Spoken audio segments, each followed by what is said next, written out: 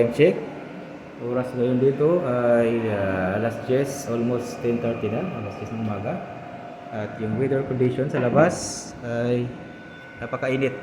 So, malakas yung sikat ng araw. So, check natin yung harvest ng aking hybrid solar setup. So, dito sa POWMR hybrid inverter, ang harvest niya ngayon ay 4.5 kilowatt.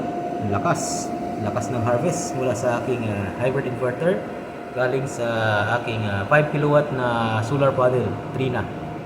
So maganda yung harvest, napakalakas.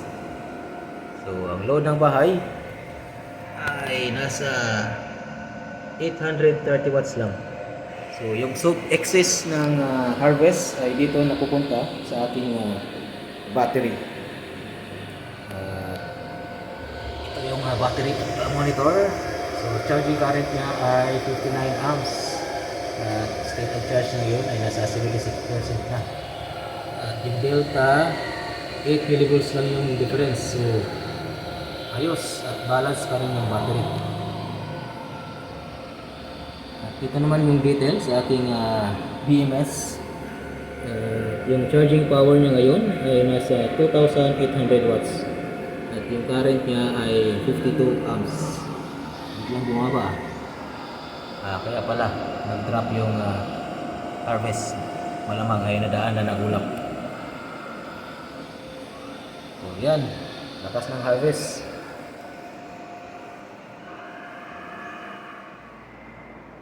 And then dito naman sa aking life view for battery, DIY battery.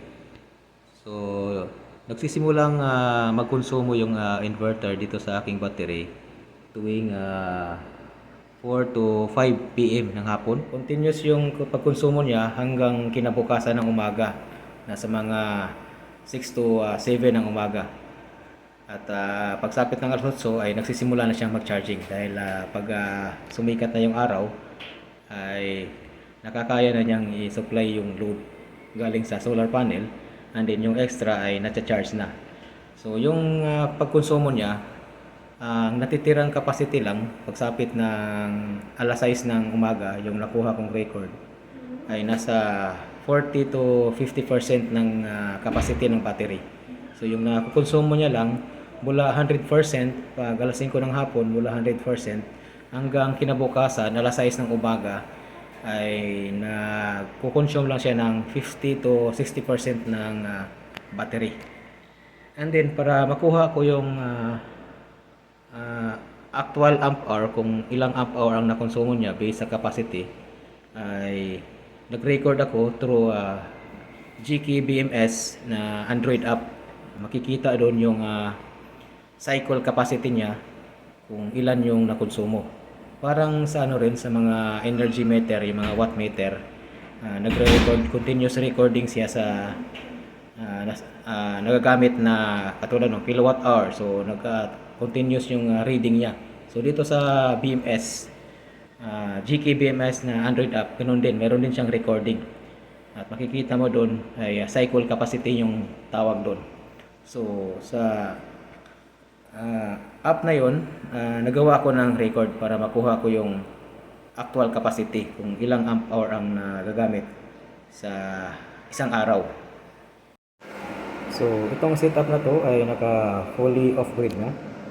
So yung AC input galing sa grid ay naka-off na, so hindi ko na ginagamit dahil itong si POWMR ay laging may harvest, laging may konsumo sa grid kapag naka-on siya.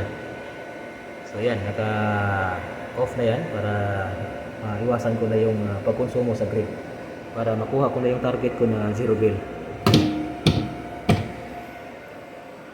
At itong battery, tuwing gabi, mula gabi hanggang umaga, alas 6 ng umaga, ang nakukonsumo niya lang ay nasa 60% lang.